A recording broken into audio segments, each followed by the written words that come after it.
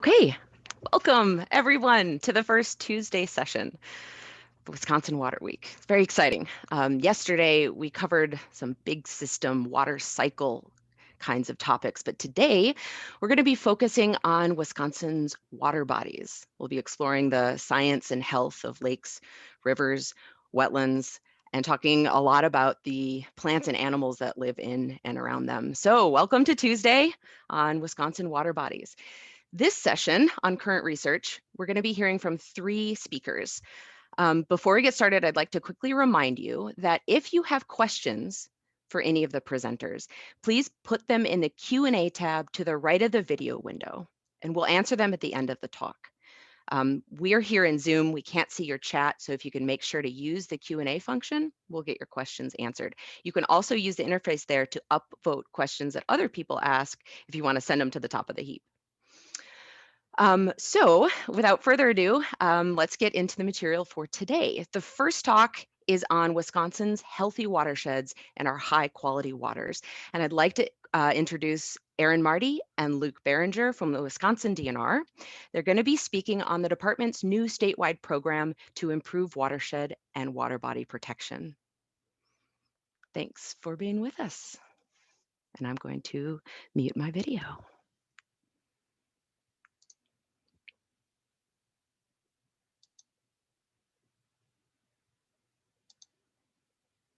Hello, welcome, and thank you for attending our presentation. This talk is the first of a two-part series of talks regarding a new Wisconsin DNR Water Resources Program initiative called Healthy Watersheds, High Quality Waters. My name is Aaron Marty, and I'm a Healthy Watersheds Monitoring Specialist and Wetland Assessment Research Scientist with the department. My co-presenter today is Luke Behringer, who is a Healthy Watersheds Modeling Specialist and a GIS Technician. And our ecstatic working group leader for this effort is Pamela Toshner, Lake and Watershed Protection Specialist, who will be providing part 2 of this series of talks tomorrow at 10 in the morning. As alluded to in our title, our presentation today is going to focus on modeling and assessment efforts to support this program. Before diving in any further, it's best that I provide you an overview of today's presentation as a roadmap for what you can expect.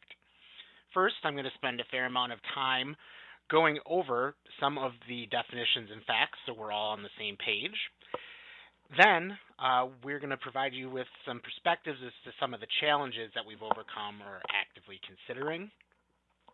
The next portion, Luke, will help us dive into some of the nitty-gritty technical details of our efforts and provides you with some conceptual figures of potential helpful end products and resources.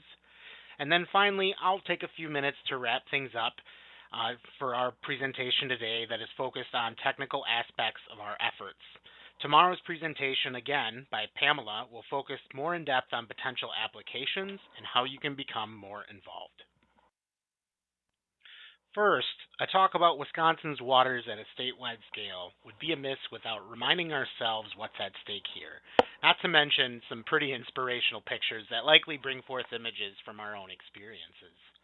We're so fortunate to have these abundant water resources in our state. 15,000 lakes, 84,000 miles of streams and rivers, nearly 1,000 miles of Great Lakes shoreline, not to mention the Great Lakes themselves, groundwater that if we covered the surface of Wisconsin would be 100 feet deep. It's estimated, and certainly last but not least, over 5.3 million acres of wetlands remaining. But with these abundant resources comes responsibility at all levels, which is likely why you're in attendance today. Now that we've all been reminded of the scale and diversity of Wisconsin's water resources, it's important to highlight a bit more about what we know about them at the next level. For decades, the DNR has been monitoring Wisconsin's water resources in accordance with our nation's Clean Water Act, as well as relevant state laws such as our public trust doctrine. We monitor for chemical, physical, and biological integrity, and this requires a multidisciplinary approach. We monitor things such as water and soil or sediment chemistry, water flows, volumes, temperature, habitat for aquatic life, and plant, insect, and fish community composition. Given the time, resources, funding, personnel, as well as help from the partners and the public, we've been able to monitor and evaluate roughly 25% of Wisconsin's lake, rivers, and streams for Clean Water Act purposes. Now, although that 25% might sound like a small number, given the abundance of the aforementioned water resources, it's still a pretty impressive feat. And we're making strides to include more water resources such as wetlands as part of that picture, one step at a time. While this aforementioned monitoring data that is collected is used for many purposes, it also generates many different perspectives to consider. The headlines we see often focus on stories related to waters that are considered impaired waters that are identified through our state assessment and listing process. In other words, not meeting those physical, chemical, and biological integrity that we'd expect. But the other side of the story is one that we need to take a closer look at too. 83% of our waters that have been evaluated in the state are meeting water quality standards set forth in our state statutes. In other words, the integrity of these waters is not considered impaired. And within that 83%, there are really some top-notch water resources of note that are superb, top-notch examples that arguably deserve our best efforts to preserve and protect them. More on that to come. Let's consider another perspective. Landscape and ecosystem restoration are extremely important topics, and in the water resources world of Wisconsin, millions of dollars are spent yearly by many different parties in an attempt to restore water quality or complete ecosystems altogether that have been impaired or lost. However, success in this world sometimes gets talked about by number of projects or area or length or amount of dollars spent, and sometimes hard data demonstrating results and desired ecological outcomes is harder to obtain. And sometimes the benefits may take longer than the time frames of a grant or a project period, without instantaneous returns. With all that said, this isn't meant to be a critique of restoration, but rather to demonstrate some of the potential benefits of landscape and water resources protection. What if we can avoid some of these uncertainties? Ben Franklin obviously is well noted for his axiom in relation to fire prevention to his fellow Philadelphians. And in this context, I'll take the liberty to extend a consideration that perhaps an ounce of water resources protection is worth a pound or more of restoration. But enough of the wordplay and banter, and now for more details. Like many organizations, our DNR Water Quality Bureau undergoes strategic planning and work planning efforts. Water resources protection and development of a water resources protection initiative was listed as goal number 1 in our most recent efforts. In response, a team was formed of program staff of diverse expertise and experience from across the state in order to develop this effort that we are calling Healthy Watersheds, High Quality Waters. Now a little bit more on the specifics. As previously mentioned, this is a statewide effort aimed at protection of water resources. But watersheds are also an important part to understand and define. All of us, unless you happen to be living on a boat in the middle of the ocean, live in a watershed. Simply put, watersheds are the land area that collects water that flows across the surface of the earth to a down gradient water body, as this nifty diagram on the right-hand side of the slide demonstrates. By extension, everything we do on the landscape in a watershed might affect the down gradient waters. Watersheds exist at different scales, ranging from areas as small as a backyard to scales the size of the Mississippi River Basin, spanning many states. The point here is that watersheds are important, and the scale we're focused on for our modeling efforts is referred to.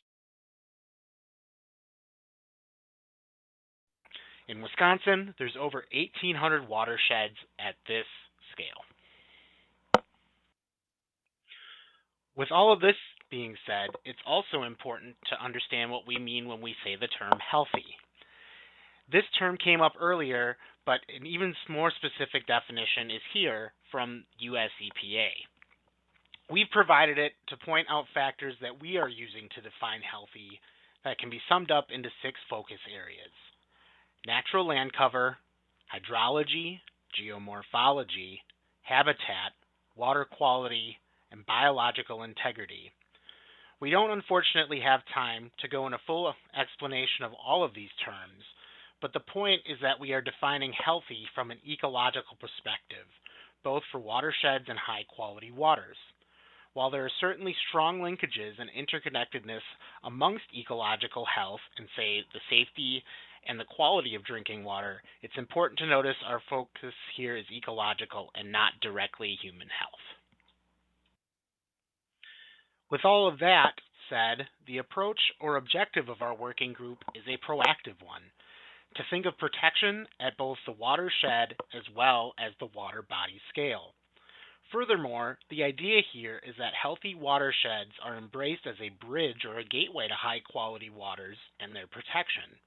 Thus, identifying healthy watersheds and high quality waters was central to our efforts, and these are key perspectives to remember within the later discussion regarding our modeling and assessment efforts. Up to this point, I've thrown a lot of information and definitions your way. But before we jump into the modeling side, I need to highlight just a few more challenges we're considering in our thinking and our efforts. Many of you are aware that our past glacial history and the resulting landforms are to thank for the varied topography and landforms that span Wisconsin today and gave rise to the formation of many of our water resources that are on the landscape. The exception being the driftless area, of course, in the southwest. But this resulted also in extensive variation of the soils that exist across our state as well. We could stare at these maps for probably hours, or at least I could, but the point is this is another level of variation to consider. We're not quite done talking about variation yet. Indeed, our climate and land use patterns as humans also play a factor that arise in what we call ecoregional variation. These maps are just two examples of ecoregions and the ecological landscapes that managers use in our state. Again, the point here is there's more variation to be had. Now that we've defined key terms and a backdrop for some of the complexities involved, as a reminder, the first few bullet points on this slide, it's also important to note that we're not the first to have dealt with these. Others have created conservation planning tools for various purposes and objectives, and our group reviewed quite a number of them as part of the thinking of how to frame our identification efforts. We determined that many of these conservation tools had one or more concerns for our applications. They ranged from age and quality of information used in some of the tools to information, data, or customized models simply not being available due to personnel turnover or retirement. Some of the tools were only specific and covered only very small areas within the state in their scope and lacked statewide coverage. Thus, we needed to keep these factors in mind when developing our healthy watersheds and high-quality waters identification approaches, both now and to prevent these factors from hindering any future updates that we might have. So, what are we doing now? For that, I'll turn things over to Luke Beringer for a bit more information. All right, thank you, Aaron, for that wonderful introductory information. Once again, my name is Luke Beringer, and it was my task to do the modeling and spatial analysis for the Healthy Watersheds assessment, as well as some of the high-quality waters analysis. And for the Healthy Watersheds assessment, we decided to use the Recovery Potential Screening Tool, which is a product of the EPA that was really originally used for protecting the best of what's left of impaired waters as defined by total maximum daily load plans. But our purpose is to kind of flip this into more of a prevention as opposed to a recovery effort, which we'll explain as we go through these slides. But the benefits of this tool are that it's done at the Huck 12 scale, which is a scale that we often use at the DNR for plans like 9 key element plans and multi-discharge variance plans. So it's congruent there. There are also 200 plus metrics that are updated frequently, so this saves us a lot of time and effort. And the EPA has been supportive in creating more metrics based on our feedback, and this support also adds into more repeatability on a 5 to 10 year basis, so we can see where certain regions or certain watersheds have improved, disproved, or where to target our management. So the tool is set up pretty simply, but again, we kind of wanted to change the recovery potential screening tool into more of a protection or prevention potential screening tool.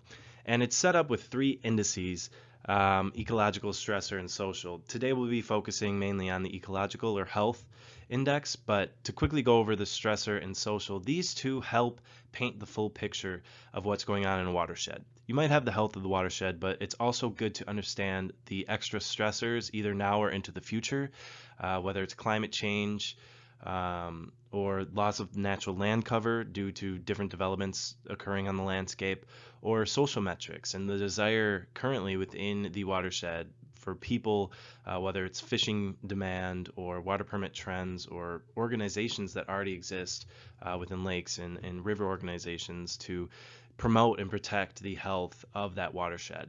When you have the health, the stresses, and the social desire to improve or protect, this paints the full picture. And that's why stressor and social is important. But again, where we're at in the stage is to showcase the ecological or health metric. So again, that being said, our focal point throughout this talk is the ecological index, which consists again of 6 sub-indices that are the 6 focal areas of what makes a healthy watershed. And in these 6 sub-indices, we have a total of 27 metrics spread between them that were vetted by the biologists in the state as well as our team to make sure that they apply to these 6 different focal points and really truly describe what makes a healthy watershed healthy or not. So with this vetting, we also did a correlation analysis to make sure that we aren't overlapping data too much, and we're hitting all 6 of these sub indices to really truly hone in on which watersheds are healthy or not. And the result of those 27 metrics being built into the 6 sub-indices gives us what you're seeing on the screen here, which is our first conceptual iteration of our ecological index or watershed health score. And what you're looking at is blue watersheds being the healthiest and the washed out yellow watersheds being the least healthy throughout the state. So this again is vetted by the biologists, making sure their areas look how they would expect them to. And again, this is a little better symbolized on the right. You can look at the Huck 6 and the nested Huck 12s within it, and you can see the pattern kind of shifts from being mostly washed out in this area as the Fox watershed might be lower health throughout the state. You can separate only within the Huck 6 and get a better distribution of differences in that larger watershed itself.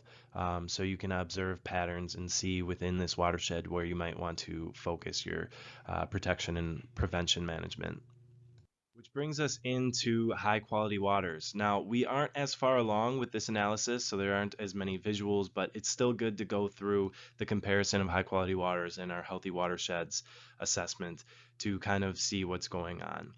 And again, high quality waters, I want to iterate that analysis was performed only on monitored water bodies. If water bodies weren't monitored, we simply don't have enough data to confidently say whether it's high quality or not, because a lot of these metrics below depend on that. And so what you're seeing here for the high quality waters is more of a fill criteria type of modeling as opposed to building in a total score. In order for a water or monitored water body to be considered high quality, it has to pass 2 of these indexes to score as high quality. So if it only gets 1 out of the 3, can't be high quality. So you're looking at things like, is it already defined outstanding exceptional resource water? Is it in a state natural area? Is it defined as a trout stream? And then going forward to passing state water quality standards. It can't be impaired or missing out on designated uses to be considered high quality, as well as good and excellent biological condition. Does it score well in the macroinvertebrate biotic index, the fish index, and the macrophyte biologic condition? So we're kind of taking in, some same factors to the 6 sub-indexes of the healthy watersheds, but kind of making them pass a criteria threshold in order to be defined as high quality. And finally, you can see how the assessments of the high quality waters and healthy watersheds relate to one another. So once again, the healthy watersheds have those 6 sub-indices, but you can see the criteria for the high quality waters kind of are nested in those sub-indices. So while the modeling is a little bit different, the metrics used to create high quality or healthy for both of the analyses is relatively the same. And going forward, we're also looking to do the same analysis with wetlands, our high quality wetlands, but they will only need to reach one of the rare type or excellent biological conditions criteria, just because wetlands serve their function and we want to know which ones are kind of high quality within that function serving. And with that being said, we'll pass this back over to Aaron to finish this up. Thank you. Thank you, Luke. And now it's time to wrap things up. Our next steps are going to be continuing to improve and finalize the ecological model and other aspects of the RPS tool, eventually resulting in a technical report, maps, and other resources that will be available on a DNR website that is currently in development for those who are interested in the fine details. We also hope that in the future we can do some verification monitoring to help with these efforts. And finally, we hope to work with you and support you in your efforts for watershed protection and healthy waters protection, which you can hear more about tomorrow at 10 a.m. We sincerely want to thank you for your attention and your interest in Healthy Watersheds High Quality Waters. Our contact information is available on this slide, and we look forward to your questions. Here's to moving forward on water resources protection in Wisconsin together.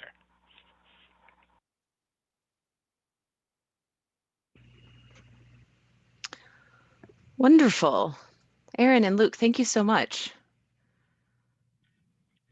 Thank you, everybody. And we do intend to post this presentation as well to that website I mentioned. So we had it pre-recorded, so you can all see me now. And yeah, love to take any questions that we've got. We also have Luke Beringer here as well.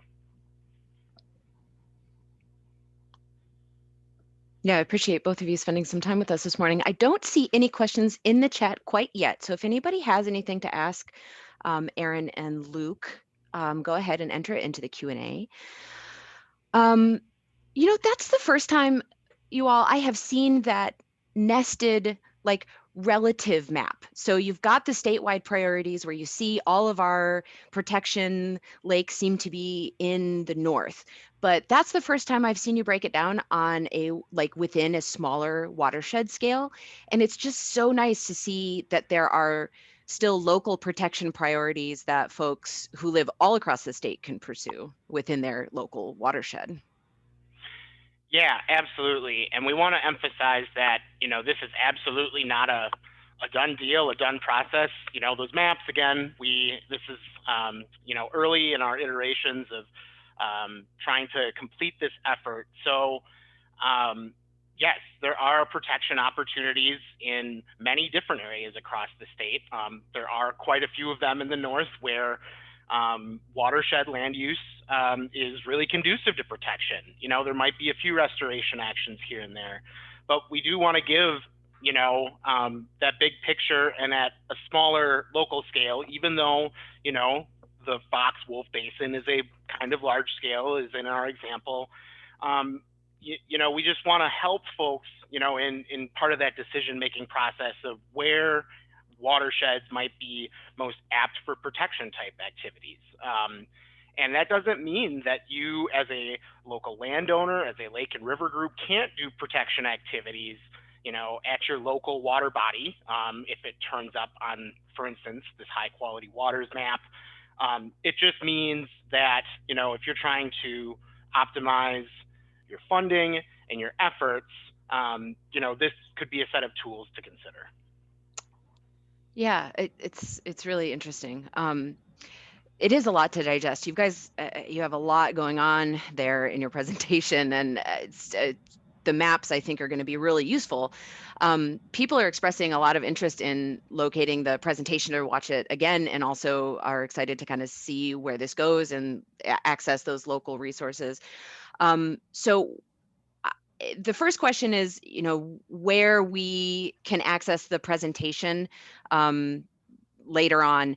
And I don't have a website to provide yet, but the information here is all being recorded, and you'll be able to find the archives for this whole Wisconsin Water Week through the UW Extension Lakes pages. So you're probably even on an email list. We'll probably be able to communicate broadly how to access all of the cool stuff that we've seen this week. Do you all have an idea of how this data is going to be used by DNR, by others? We're talking a little bit about local efforts, but what are you thinking some of the applications of your work are?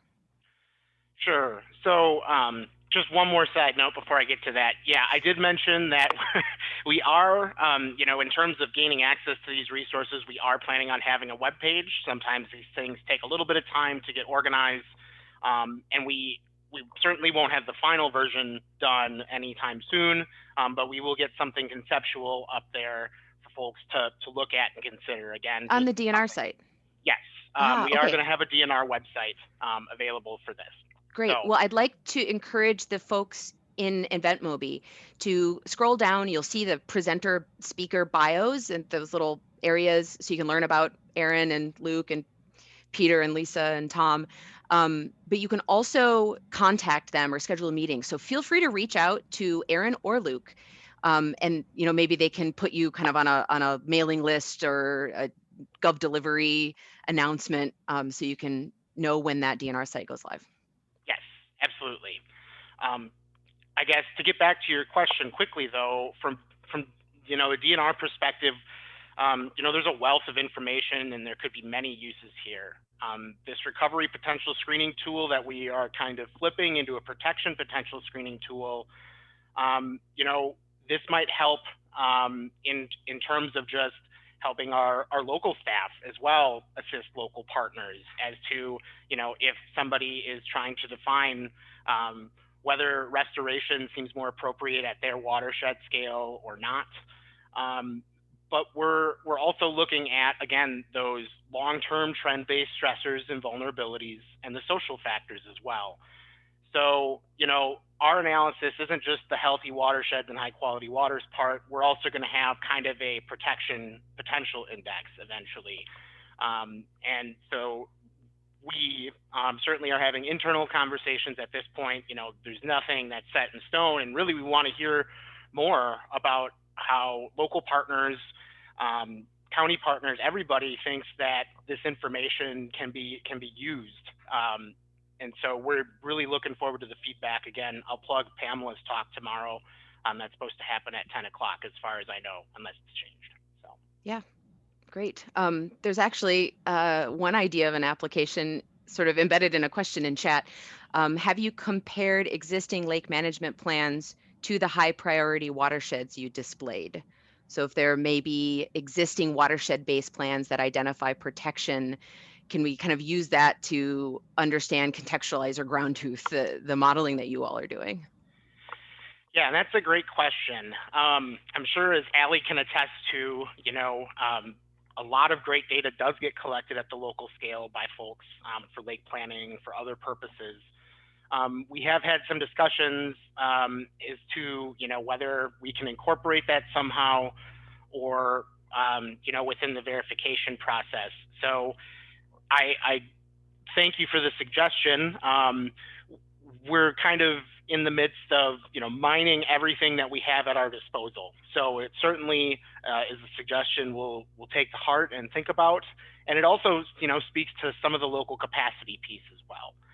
So we might be able to even consider that within perhaps the social side of things, not just ecological verification. Oh, so, yeah, interesting. So it's like the potential to do the protection afterwards might be indicated by an existing lake management plan or something. Not just what's healthy per se, in terms of the ecological index, but also where is the long-term stress and vulnerability? Where do we have social capital partners, protection opportunities across the board?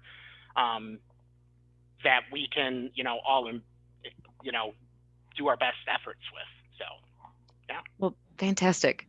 There are a couple more questions in the chat, but I think we're going to transition on to the 9 o'clock talk at this time. So Aaron and Luke, thank you so much for spending some time with us today. Really interesting work.